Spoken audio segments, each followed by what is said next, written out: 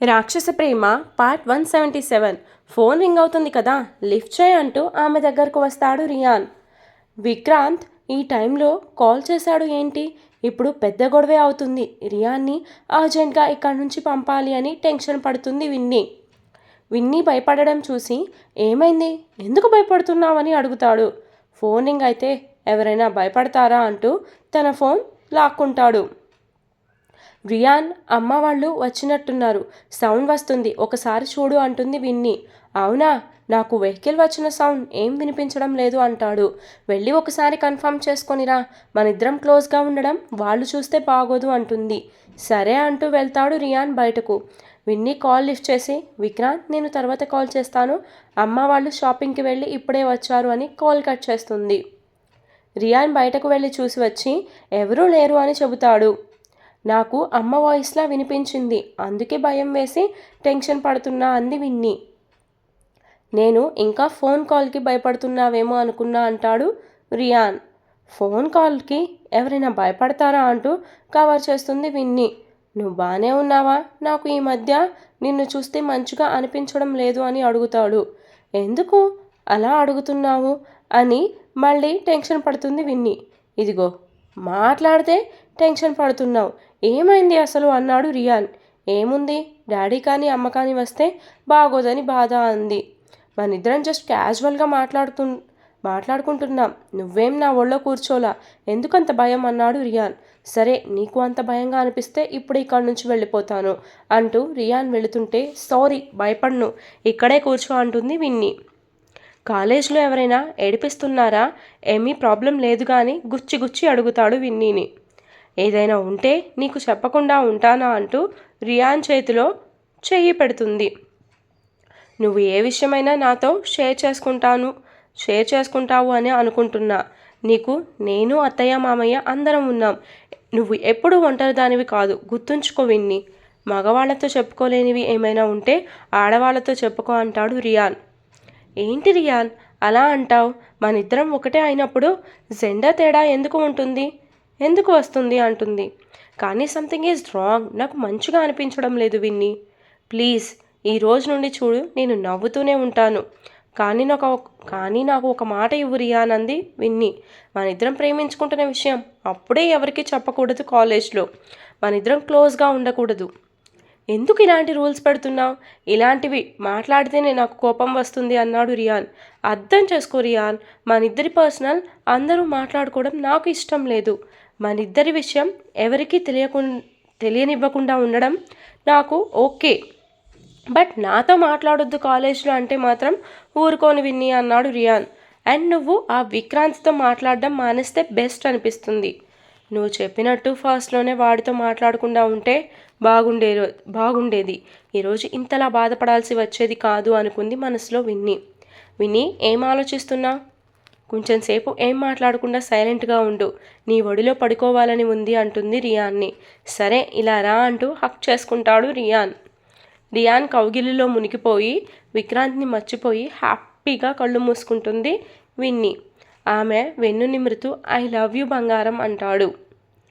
చాలా ఇష్టం నువ్వంటే, కానీ మీ అక్కకి భయపడి దూరంగా ఉన్నా.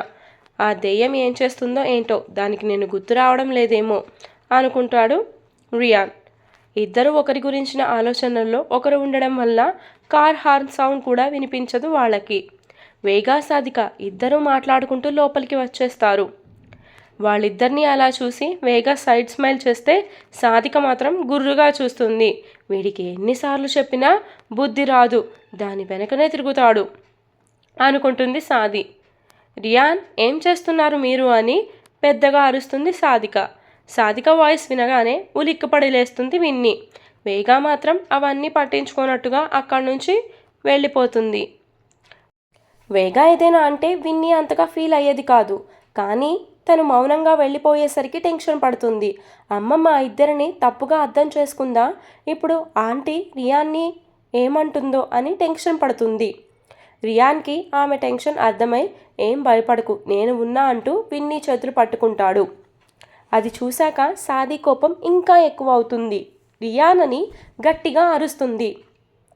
ఆ అరుపుకి గదిలో ఉన్న వేగ బయటకు వస్తుంది. లోహిత్ అండ్ వివి ఇద్దరూ కోపంలోనే ముద్దు పెట్టుకుంటారు. కొద్దిసేపటికి కాన్షియస్లోకి వచ్చిన వివి లోహిత్ని దూరంగా జరుపుతుంది. నా దగ్గరకు రాకు, నువ్వంటే నాకు చాలా కోపం వస్తుంది. ఇలాంటివి చేసి కోపం ఇంకా పెంచకు అంటుంది వివి లోహిత్ని. అరే బంగారం, ఇప్పుడు ఏమైంది అంటాడు. మనకి పెళ్ళయి కొన్ని నెలలు కూడా కాలేదు, అప్పుడే నువ్వు నా మీద చేయి చేసుకున్నావు. మా డాడ్ అండ్ మామ్ లైఫ్ ఎలా ఉండేదో మొత్తం దగ్గర ఉండి చూశాను. నీతో లైఫ్ కూడా నాకు అలానే అనిపిస్తే నేను మాత్రం ఒక్క క్షణం కూడా నీ దగ్గర ఉండను.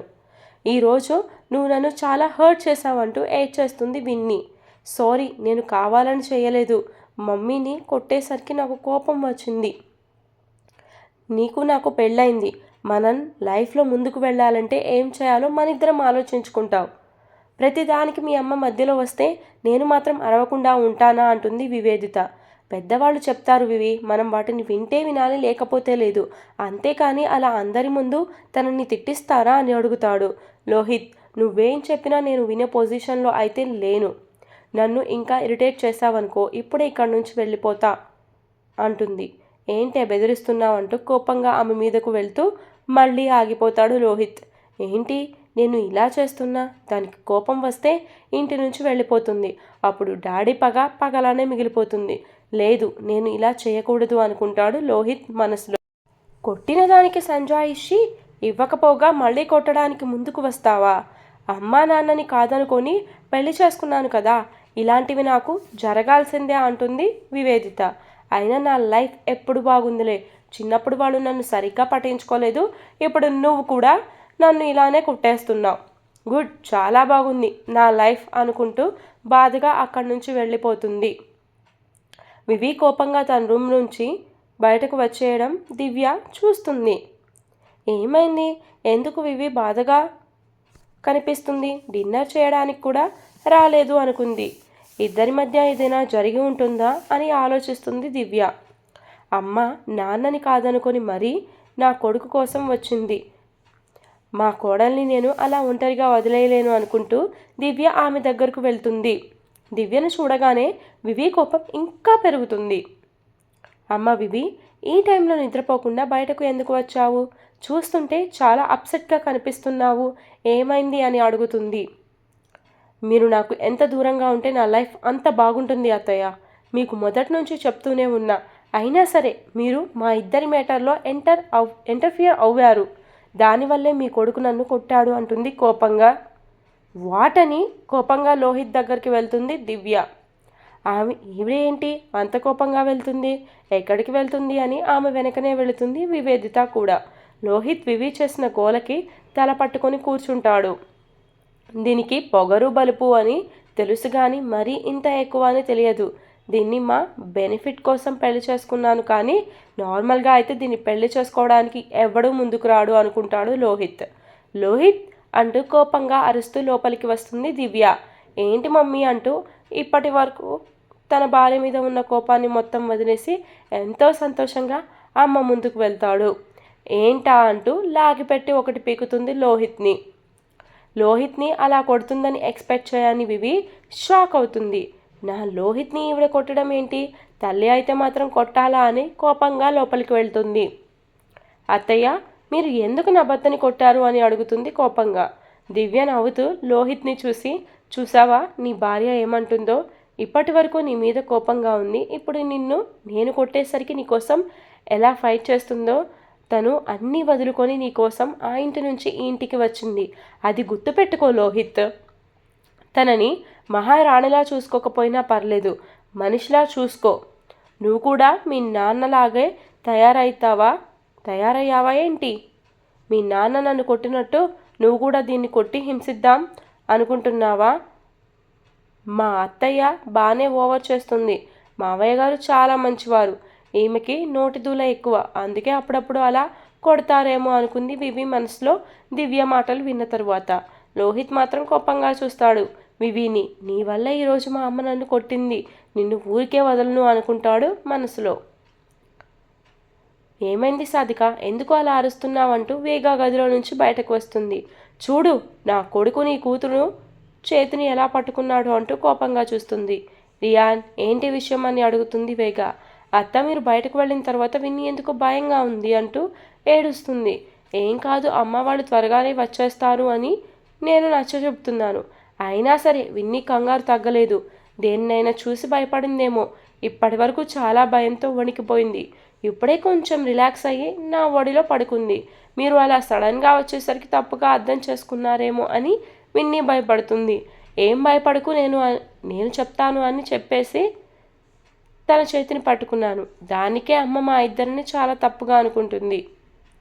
అవునా, నాదే తప్పు. తను ఒక చంటి పాపని ఒక పెద్ద పిల్లోడు. ఈమెను కాపాడుతున్నావు అంటుంది సాదిక కోపంగా. ఈరోజు అంటే నువ్వు ఉన్నావు. వాళ్ళిద్దరూ బయటకు వెళ్ళినప్పుడు ఎన్నిసార్లు విన్ని ఒక్కతే ఒంటరిగా ఉండలేదు ఇంట్లో? ఎవరికి చెప్తున్నావు నీ కవరింగ్ డైలాగ్స్ రియాన్? నేను మీ అమ్మని అంటుంది సాదిక కోపంగా. విన్ని భయపడడం గమనించిన వేగ సాది అంటుంది నెమ్మదిగా. ఏంటి వేగ, నువ్వేం మాట్లాడకుండా ఉన్నావు? వయసులో ఉన్న ఇద్దరు పిల్లలు అలా ఉంటే ఎలా? నువ్వే చెప్పు. వాళ్ళేం తప్పు చేయలేదు కదా, ఎందుకు అంత కోపం వస్తుంది నీకు అంది వేగ. నీకు తప్పుగా అనిపించకపోవచ్చు, నాకు మాత్రం చాలా తప్పుగా అనిపిస్తుంది. రియాన్, ఈ రోజు నుంచి నువ్వు వేగ వాళ్ళ ఇంటికి రావడానికి వీల్లేదు. త్వరగా వచ్చి కార్ తీస్తే ఇంటికి వెళ్దాం అంటుంది కోపంగా సాదిక. సాది, నువ్వు ఇప్పుడు కనుక కోపంగా వెళ్ళిపోయావంటే నీతో మాట్లాడను అంటుంది వేగ.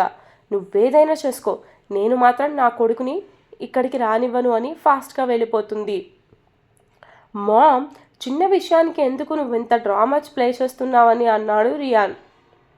నువ్వు వేరే ఎవరితో అయినా అలా ఉంటే నేను పట్టించుకునే దానికి కాదు. కానీ ఆ విన్నీతో ఉన్నావు చూడు, అందుకు నాకు కోపం వచ్చింది రియాన్. వాళ్ళ అమ్మ గురించి అన్నీ తెలిసి కూడా నువ్వు దాని వెనక పడతావేంటి? విత్తనం ఒకటైతే చెట్టు వేరేది అవుతుందా అంటుంది. దానికి కూడా అన్నీ వాళ్ళ అమ్మ పోలికలే వచ్చి ఉంటాయి. నువ్వు మూసుకొని ఉండు, పద్దాకలా దాని వెనక తిరుగుకు అంటుంది సాదిక. మామ్, నీకు వేగ అత్త మీద నమ్మకం లేదా? తను పెంచింది వేగ అత్త. విత్తనం ఏదైనా అవని పెంచింది మాత్రం మంచివాళ్ళు అయినప్పుడు వాళ్ళు మంచిగానే ఉంటారు. చూస్తుంటే దాంతో డీప్గా లవ్లో పడిపోయినట్టు ఉన్నావు. ప్రజెంట్ మా ఇద్దరి మధ్యలో ఏమీ లేదు, కానీ తనకి నేను అట్రాక్ట్ అవుతున్నా అన్న విషయం మాత్రం నిజం అంటాడు రియాన్. అంటే ఫ్యూచర్లో అట్రాక్ట్ అవ్వచ్చు అని డైరెక్ట్గానే నాకే చెప్తున్నావు అంది సాదిక. ఆల్రెడీ మేమిద్దరం లవ్లోనే ఉన్నాం, కానీ ఆ థింగ్ అది ఎవరికి చెప్పొద్దు అంది కాబట్టి దాస్తున్నా అనుకున్నాడు రియాన్ మనసులోనే. నన్ను మాత్రం అర్పించుకురా, ప్రెజెంట్ దాని గురించి నాకు మాట్లాడాలని లేదు అంది సాది. అమ్మ, నువ్వు విన్నీ గురించి చాలా రాంగ్ వేలో ఆలోచిస్తున్నావు. అది మార్చుకుంటేనే నీకు మంచిది, లేకపోతే ఫ్యూచర్లో నువ్వే ఇబ్బంది పడాల్సి వస్తుంది అంటాడు. అలా ఇంటికి వెళ్ళే వరకు కూడా ఇద్దరు కారులోనే ఫైట్ చేసుకుంటూనే ఉంటారు. సాది కోపంగా ఉడుక్కుంటూ గదిలోకి వెళ్ళిపోతుంది.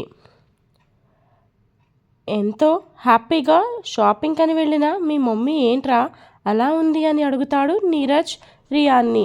జరిగింది మొత్తం చెప్తాడు రియాన్ వాళ్ళ నాన్నకి. చూడు డాడీ, మమ్మీ ఎంత చెప్పినా మేమిద్దరం ఫ్రెండ్స్ అంటే నమ్మడం లేదు.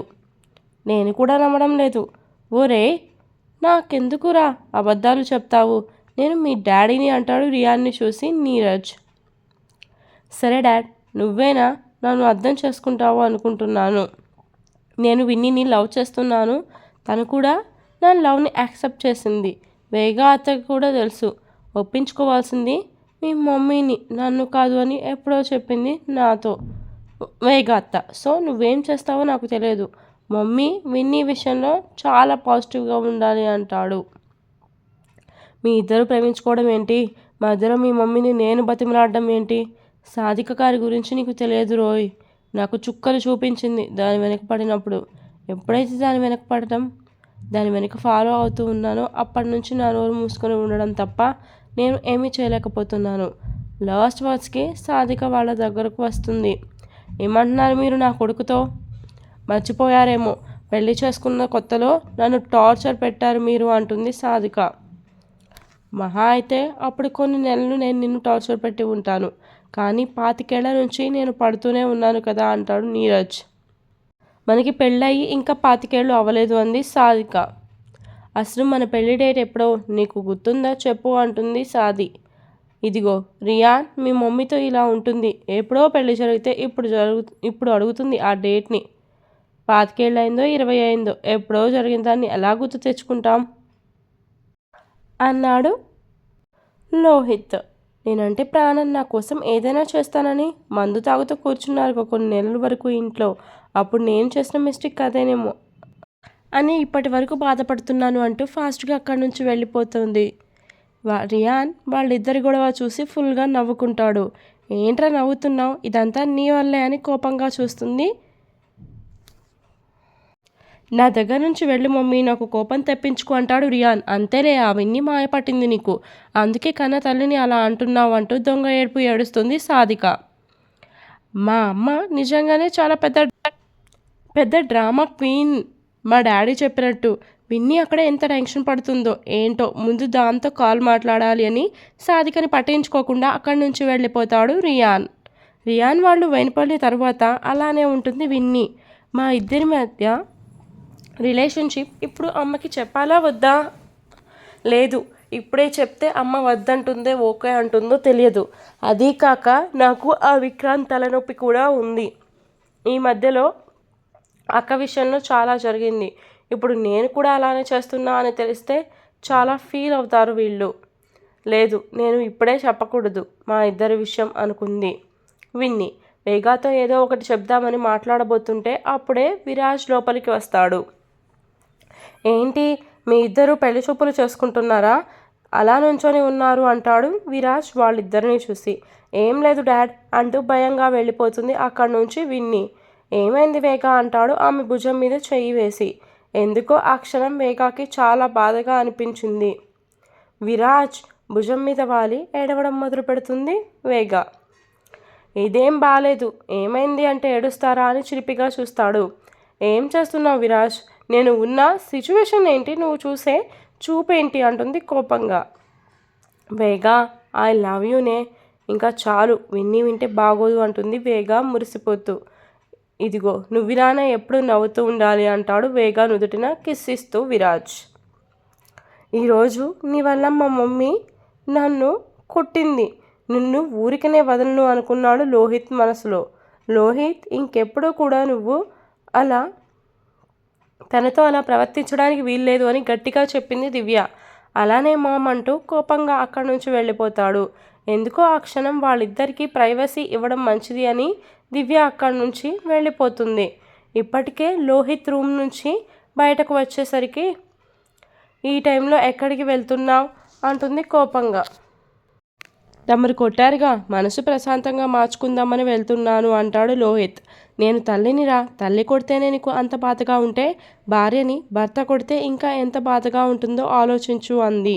నీ కోపం పక్కన పెట్టి వెళ్ళి అమ్మాయికి సారీ చెప్పు అంది. ఆల్రెడీ చాలాసార్లు చెప్పాను, అది వినడం లేదు, నువ్వు వచ్చి మళ్ళీ నన్ను కొట్టావు అంటాడు. ఆడవాళ్ళు అంత ఈజీగా అలకలు తీర్చుకోరు, మగవాళ్ళు చాలా కష్టపడాలి ఆడవాళ్ళు అలకలు తీర్చడానికి. సో నువ్వేం చేస్తావో నాకు తెలియదు. రేపొద్దున మీ ఇద్దరు గదిలో నుంచి ఎంతో సంతోషంగా బయటకు రావాలి రోజుటిలాగా అని చెప్పింది దివ్య. డాడీకి ఏమో తను బాధపడితే ఇష్టం, నీకేమో తను సంతోషపడాలి, మధ్యలో నేను నలిగిపోతున్నాను అనుకున్నాడు లోహిత్ మనసులో. వివి ఆలోచిస్తూ ఉంటుంది. అనవసరంగా అత్తయ్యకి చెప్పానా నేను లోహిత్ గురించి, నా వలనే దెబ్బతిన్నాడు అని బాధపడుతుంది. వివిని చూస్తే కొట్టేంత కోపం ఉన్నా దాన్ని దిగమింగుకొని వెనక నుండి హక్ చేసుకుంటాడు వివిని లోహిత్. ఈరోజు ఎపిసోడ్ ఇంతటితో కంప్లీట్ అయిపోయిందండి. నాకైతే ఫుల్ నిద్ర వస్తుంది తెలుసా, కట్ చేసుకుంటూ కొంచెంగా వాయిస్ ఇచ్చుకుంటూ ఇచ్చాను, అందుకే ఇంత లేట్ అయింది అప్డేట్ మాత్రం. రియాన్ లవ్ని సాధిక యాక్సెప్ట్ చేస్తుందా ఏమో, నాకైతే డౌట్గానే ఉంది. వేగాని బాగానే కామ్ చేస్తున్నాడు మన విరాజ్ బాబు. ఇలానే ఎపిసోడ్స్ కావాలనుకుంటే ఫాలో అయిపోండి. For more updates to follow my story continues. Bye. ఈరోజు వార్తలు ఎక్కువ లేవు, ఎందుకంటే నాకు ఓపిక లేదు కాబట్టి. ఎందుకు చెప్పాను కదా, నిద్ర చేస్తుంది అసలు. నేను ఇన్నిసార్లు కట్ చేసుకుంటూ వాయిస్ ఓవర్ ఇచ్చానంటే ఈ ఎపిసోడ్కి చాలాసార్లు ఇచ్చాను. ఇంకో ఎపిసోడ్తో మళ్ళీ కలుద్దాం. ఈవినింగ్ ఇస్తానండి ఇంకో ఎపిసోడ్. నిన్న రాలేదు కదా, నిన్న కొంచెం బిజీ అందుకని ఇవ్వలేదు. ఈరోజు అయితే 2 ఎపిసోడ్స్ ఇస్తాను. బాయ్.